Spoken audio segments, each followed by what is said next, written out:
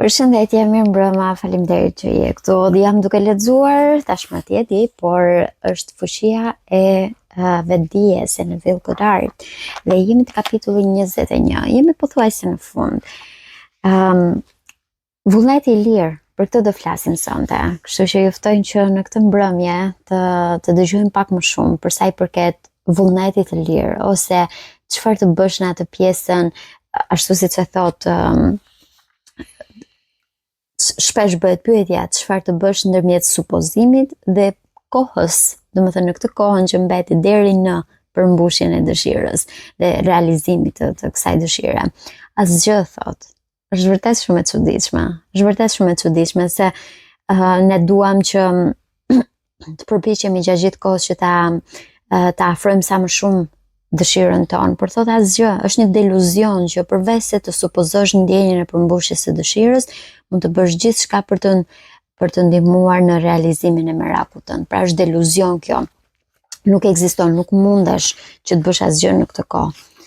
Ti mendon se mund të bësh diçka, dëshiron të bësh diçka, por në fakt nuk mund të bësh asgjë. Iluzioni i vullnetit të lirë për të bërë është veç mosnjohje e ligjit të supozimit mbi të cilin bazohet i gjithë veprimi. Pra, nëse ti shpreh dëshirën dhe ti pastaj thua, po unë duhet të bëj këtë gjë, duhet të bëj këtë gjë tjetër, duhet të bëj dhe këtë gjë tjetër, i bie që ti thjesht nuk pra praktikisht nuk i beson totalisht kësaj gjë. Është njësoj si me ligjin e gravitetit. Ti mund të thuash, unë do të çohem dhe unë e di që këmbët e mia do shkelen në tokë sepse ligji i gravitetit funksionon. Por pastaj thua, unë besoj që ligji i gravitetit funksionon dhe unë besoj se do bie në tokë nëse çohem tani nga shtrati, por por thjesht për siguri po vazhdoj të mbahem te dollapi, po mbahem edhe tek dera, po mbahem edhe atje dhe mos lësh asnjëherë diçka të shkoj. Kjo është një farë mënyre. Por ti e di shumë mirë që nuk e ke nevojshme ta bësh këtë, sepse ligji i gravitetit funksionon, ashtu siç ndodh edhe me ligjin e supozimit. Gjithçka ndodh automatikisht. Gjithçka që ju godet, gjithçka që bëhet nga ju ndodh. Supozimet tuaja të vetëdijshme apo të pavetëdijshme i drejtojnë të gjitha mendimet dhe veprimet drejt përmbushjes së tyre. Të kuptosh ligjin e supozimit, të jesh i bindur për të vërtetën e tij, do të thotë të heqësh shafet të gjitha iluzionet për vullnetin e lirë për të vepruar. Vullneti i lirë në fakt do të thotë liri për ta zgjedhur çdo ide që e keni me merak. Duke supozuar se ideja tashmë është fakt, ajo shndrohet në realitet. Përtej kësaj, vullneti i lirë përfundon dhe gjithçka ndodh në harmoni me konceptin e supozuar. Është thjesht ajo ideja që nëse ti e ke supozuar dëshirën tënde, idenë tënde, mos e ndryshosh gjatë gjithë kohës, sepse nuk do shkosh asnjëherë nëse në destinacion, nëse ti fillon merr këtë kthesën këtu, merr këtë kthesën atje, merr edhe këtë kthesën këtu, merr edhe këtë kthesën atje. Nuk mund të bëja asgjë nga vetja ime, sepse nuk kërkoj vullnetin tim, por vullnetin e Atit që më ka dërguar. Unë asgjë s'mund të bëj prej vetes, sepse nuk kërkoj vullnetin tim, por vullnetin e Atit që më dërgoi mua. Gjoni thot 5:30. Në këtë citat, Ati padyshim i referohet Zotit. Në një kapitull të mëparshëm, Zoti përkufizohet me jam. Me që krijimi ka përfunduar, Ati nuk është kurrë në pozitën të thotë unë do të jem. Me fjalë të tjera, gjithçka ekziston nga ndërgjegja e pafund jam mund të flas vetëm në kohën e tashme. Le të bëhet jo vullneti im, por vullneti yt. Luka 22:42. Unë do të jem është ta pranosh se unë nuk jam. Pra, do të jem diku në të ardhmen, por për momentin nuk jam. Vullneti i Atit është gjithmonë jam. Ti thjesht e thua që unë jam tani, ekzistoj tani. Derisa ta kuptoni se ti je Ati është veç një jam dhe unë juaj i pafund i jam. Vullneti juaj është gjithmonë unë do të jem. Pra, e di, mund të kthehet pak në abstrakte tani, por thjesht është ideja për mënyrën se si ti e koncepton gjën, për mënyrën se si ti e shpreh këtë koncept tëndin. Nëse ti thua do të jem në të ardhmen, do të mbetet gjithmonë në të ardhmen. Është një vullnet i lirë që do mbetet gjithmonë në të ardhmen. Por nëse ti thua unë jam tani, unë ndihem tani, ti automatikisht je duke e manifestuar këtë supozim. Në ligjin e supozimit, ndërgjegja juaj e qenies është vullneti i atit, dëshira e thjesht, pak të vetdije është vullneti im. Ky citim i madh, aq pak i kuptuar, është deklarat e përsosur e ligjit të supozimit. Më lini ta lexoj edhe një herë. Në ligjin e supozimit, ndërgjegja juaj e qenies është vullneti i atit. Dëshira e thjesht, pak të vetdije është vullneti im.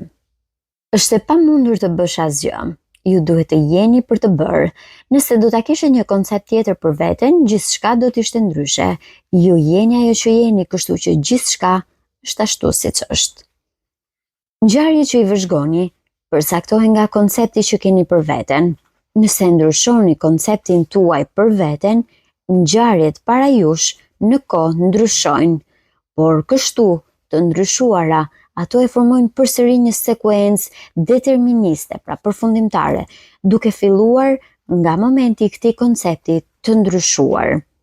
Ju jeni qenie me fuqi të ndërhyrjes, të cilat ju mundësojnë që me një ndryshim të ndërgjegjes të ndryshoni rrjedhën e ngjarjeve të vëzhguara. Në fakt, ta ndryshoni të ardhmen tuaj. Si, duke ndryshuar konceptin për veten. Mohoni dëshmitë e shisave dhe supozojeni ndjenjën e dëshirës së përmbushur. Mos thuaj, po unë këtë e shoh me sytë e mi, po unë këtë e dëgjova me veshët e mi. Mendoje dëshirën tënde tërësisht të plotësuar edhe thuaj, unë e shoh me sytë e mendjes. Me që supozimi juaj është krijues dhe formon atmosferë, supozimi juaj është nëse është fisnik, ju arrit sigurinë e ju ndihmon të arrini një nivel më të lartë të qenies. Nëse nga ana tjetër supozimi juaj nuk është i dashur, kjo ju pengon dhe ju a bën rrugën rënëse më të shpejt. Pra rrugën drejt të pjetës. Ashtu si supozimet e bukura krijojnë atmosferë harmonike, ashtu edhe ndjenjat e vështira e të hidhura krijojnë atmosferë të vështirë të hidhur. Prandaj siguroni që mos jeni asnjëherë duke menduar gjëra të këqija nëse dëshironi të manifestoni me shpejtësi. Nëse dëshironi të manifestoni për veten tuaj, pra dëshironi gjitha të mirat, po për veten tuaj. Ndonjëherë mënyra më e mirë për të manifestuar gjëra të mira për veten tuaj është thjesht të mos manifestoni asgjë të keqe për askën. Pra thjesht nëse ju duhet, madje edhe thjesht bëjni sikur diçka e keqe nuk ekziston, injorojeni totalisht, nëse dikush ose diçka ju bezdis, thjesht injorojeni prezencën e saj, por mos manifestoni për keq, mos u lutni asnjëherë për keq. Madje edhe nëse ka dikush që ju bezdis, që ju mërzit, thjesht jepni një lutje, Zot jepi gjithë lumturinë që ka nevojë ky njeri, thjesht që lumturia ime të mos i ngjall më zili. Në këtë sens, edhe lërni të shkoj dhe merruni vetëm me veten tuaj. Gjithçka që është e pastër, gjithçka që është e drejtë, gjithçka që është e denjë për dashuri, gjithçka që është e denjë për lavdi, mendoni për këto gjëra, afërsisht Filipianëve 4:18. Kjo do të thotë t'i bëni supozimet tuaja e konceptet më të larta, më fisnike dhe më të lumtura. Nuk ka kohë më të mirë se për të filluar pikërisht tani. Momenti i tanishëm është gjithmonë më i përshtatshëm për të eliminuar të gjitha supozimet jo dashse e për të përqendruar vetëm më të mirën. Si për veten, kërkojini edhe për të tjerët trashëgiminë e tyre hyjnore. Shihni vetëm të mirat e tyre dhe të mirën në ta. Nxiteni më të lartën te të tjerët për besimin dhe shprehjen konfidente të vetes me supozimin tuaj të sinqert për të mirën e tyre, e do t'jeni profeti dhe shëruesi i tyre se një përmbushje pashmangshme i prek të gjitha supozimet e qëndrueshme. Thjesht supozoni gjithkohës më të mirën, edhe çdo gjë do arrihet me patjetër. Me supozim e ftoni atë që nuk mund ta fitoni kurrë me forcë. E fitoni atë që nuk mund ta fitoni me forcë. Një supozim është një lëvizje e caktuar e ndërgjegjes. Kjo lëvizje, si çdo lëvizje, e ushtron një ndikim në substancën përreth, duke e bërë atë të marrë formën e supozimit, ta jehoj e ta pasqyroj atë. Një ndryshim i fatit është një drejtim dhe këndvështrim i ri, thjesht një ndryshim në rregullimin e substancës mendore, ndërgjegjes.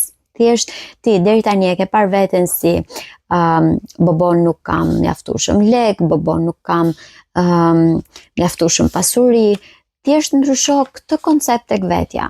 Dhe thuaj, okay, unë nuk kam mjaftueshëm për të bërë pushime në Maldive, por kam mjaftueshëm për të marrë një fundjavë pushim e për të çlodhur në shtëpinë time.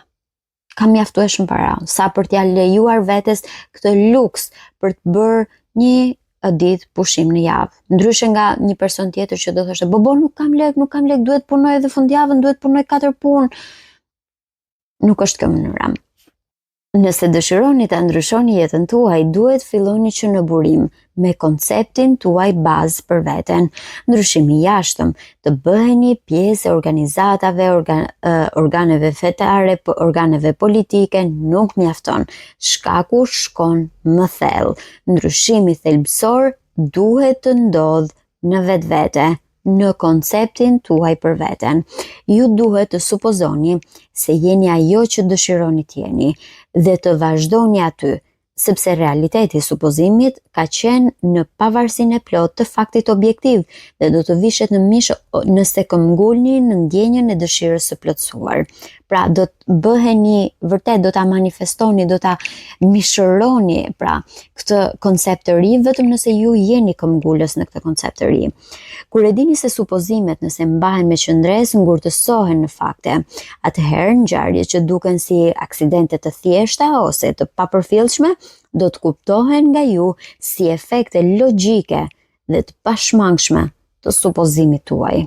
Gjëja më e rëndësishme që duhet mbajtur parasysh është se ju keni vullnet të lirë të pafund në zgjedhjen e supozimeve tuaja, por nuk keni fuqi për t'i përcaktuar kushtet dhe ngjarjet. Ju nuk mund të krijoni asgjë, por supozimi juaj e përcakton se çfarë pjese të krijimit do të përjetoni. Siguroni që në momentin që uleni për të supozuar diçka, përpiquni të supozoni më të mirën. Dhe nuk dua që thjesht i bini shkurt, siç ua kam thënë edhe më përpara. Nuk është ideja vetëm unë dua të jem biznesmene e fuqishme dhe të kem para sa nuk di ku t'i çoj. Unë dua të jem biznesmene fuqishme sepse jam gati të marr vendime të vështira. Jam gati të marr këto lloj vendimesh të fuqishme që do ndikojnë njerëzit e tjerë. Jam gati që përmes xhepave të mi, përmes fitimeve që kam unë nga ky biznes, të paguajnë të bekohen familjet e tjera, të bekohen kuletat e tjera, xhepat e tjerë, pikërisht nga fitimet që do kem në këtë biznes. Jam gati të kem në dorë në fuqi vendimarrëse, të më duhet të marrë edhe këto vendimet e vështira, ndonjëherë edhe për të shkarkuar njerëz nga puna. Duhet ta mendosh në këtë mënyrë. E nuk është vetëm kjo. E kam fjalën, nëse ti e konsideron veten biznesmene fuqishme, duhet të mendosh jo vetëm kam para ose ku di una, mund të bëj pushimet ku të dua. Kjo është pjesa e bukur. Edhe sigurisht mund të përqendrohesh te kjo nëse të ndihmon që ti të futesh në rol sa më mirë, por duhet ta shohësh veten edhe si personi që merr vendime të fuqishme. Duhet ta shohësh veten edhe si personi që arrin të marrë vendime që ndoshta deri tani mund të jenë dukur moralisht shumë larg ose shumë të sikur ti je pa aftë për ta bërë një gjë të tillë. Për shembull, nëse mua do më pyesësh sot, a je në gjendje ta pushosh njëri nga puna? Nuk e di. Do e mendoja shumë. Sepse është ti shkëputësh burimin e të ardhurave, praktikisht burimin e jetës dikujt. Por si një biznesmene e fuqishme do duhet ta bësh. Do duhet ta bësh. Jam gati që si biznesmene shumë e fuqishme që jam të paguaj njerëzit për punën e tyre dhe t'i paguaj mirë. Ndryshe nga të tjerë që duan vetëm t'ja hedhin njëri tjetrit, të marrin shërbimin e të paguajnë sa më pak. Unë jam gati që të paguaj mjaftueshëm, të paguaj shumë mirë. E di që mund të duket si një lloj premtimi që po ja jap vetes si shumë ndërrimtar, por jam e sigurt që do ta bëj këtë. Në momentin që një problem kërkon zgjidhje financiare, do të paguaj një financier shumë të mirë. Në momentin që një problem kërkon një zgjidhje juridike, do të marr një jurist shumë të mirë. Edhe do t'i paguaj shumë mirë, sepse janë duke dhënë kontribut të jashtëzakonshëm, edhe do di të vlerësoj akoma më mirë secilin prej profesioneve. Por kjo lloj logjike, pra, e tipit që ti përveç se supozon gjën, e supozon me të dy anët e medaljes, nuk vlen vetëm në faktin që ti mund të duash të bësh biznesmen, përkundrazi. Kjo vlen në çdo fushë të jetës. E di që shumë njerëz kërkojnë të kenë biznesin e tyre, të kenë fuqinë e tyre, të kenë, sidomos në një kohë kur shumë biznesmen nuk po arrin do të jenë biznesmen, duke qenë se ose e kanë kuptuar biznesin si shtyp sa më shumë të tjerët për të marrë sa më shumë për vete. Por ndoshta kjo është thelbi i kapitalizmit, por unë mendoj që njerëzit gjithnjë më shumë po shkojnë drejt diçka më sociale dhe më të qetë për secilin prej tyre. Siç jam unë në rastin tim, për momentin vërtet po shkojnë punë, po gjatë gjithë kohës në mendjen time ekziston ideja që unë mund të punoj për veten time dhe mos kem nevojë fare që të ulem edhe të merrem me, nuk e di, me punën e dikujt tjetër që në fund ditës as nuk ta di për nder. Atje thot, unë po të paguaj, ta merr mendje sikur sa po të paguajnë, kur e dim shumë mirë që edhe pagesat si janë. Është një situatë shumë komplekse, e di, për të gjithë. Edhe ka shumë njerëz që duan sot të jenë të lirë ekonomikisht, më shumë se sa më përpara, më shumë se kur më parë. Njerëzit më përpara thonin të kem një punë timen, të shkojnë punë 40 vjet edhe të marr atë pensionin, ndërsa sot njerëzit duan të jenë të lirë financiarisht që 18 vjeç mundësisht. Kjo është luksi dhe jeta, ajo çfarë vërtet njerëzit po kërkojnë, por si mundesh të arrish atje? Duhen parë të dy anët e medaljes, e nuk e kam fjalën vetëm për biznesin, siç ju thash, e kam fjalën për çdo lloj fushë të jetës. Ka shumë njerëz që duan të krijojnë një marrëdhënie, të kenë një familje, por nga ana tjetër, në momentin kur vjen puna tek ndarja e përgjegjësive ose ndërmarrja e përgjegjësive të përbashkëta, kanë atë tendencën të stepen. Për shembull, kemi shumë djemë të cilët thonë, unë dua një vajzë shumë të mirë, por unë nuk duhet të paguaj për të, unë nuk duhet të bëj për gjërat për të, nuk kam pse ta kem unë shtëpinë, por le të jetojmë me qira të dy. Janë disa gjëra, domethënë, që shkojnë pak ndesh me ato konceptet. Domethënë, njerëzit sot thjesht kërkojnë shumë pa bërë asgjë.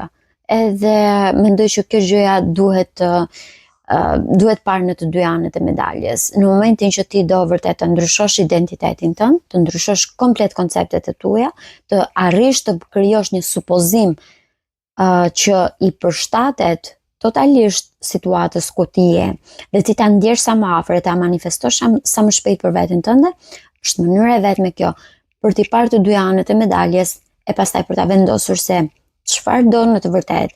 Pastaj është vullneti i Zotit që të çon atje dhe të jep ty pastaj atë çfarë ti do të krijosh. Nuk e ke më në dorë, nuk ka më vullneti im. Atëherë është vullneti i Zotit, por ti mundesh të supozosh më të mirën. Edhe në momentin kur ti thua, supozoj veten time të martuar edhe me një biznesmen, edhe me këtë, do më thënë edhe me këtë gjën, edhe me familjen, edhe me fëmijën, duhet të shohësh edhe anën tjetër, që ndoshta mund të duhet të heqësh dorë nga karriera, të lësh dikë tjetër të shkëlqejë në vendin tënd, edhe ti mundesh thjesht të marrësh anën tjetër, pra të mund të kujdesesh për familjen, të sigurosh që fëmijët janë të shëndetshëm, të rriten mirë, të rriten me edukimin e duhur e gjitha të tjerat. Janë të gjitha këto që për disa mund të duken si sakrifica të jashtëzakonshme. Për disa të tjerë mund të jenë si diçka që është krejt normale. Por kjo varet nga identiteti që ke krijuar, varet nga ajo çfarë ti do të pranosh. Kështu që nëse të duhet pikërisht ky lloj ndryshimi koncepti, të duhet të ndryshosh konceptin edhe ta kuptosh në të dy anët e medaljes. Pastaj kur ti ke kuptuar thelbin e të dy anëve të medaljes, do të arrish ta manifestosh atë. Por jo duke e vendosur duke thënë në çdo hap, ky është vullneti im, dhe unë do të marr një herë këtë rrugën, një herë këtë rrugën, një herë këtë rrugën, një herë këtë rrugën. Kështu. Do shihemi sërish në videon tjetër. Faleminderit që ishit këtu me mua sonte. Ju uroj një mbrëmje të qetë.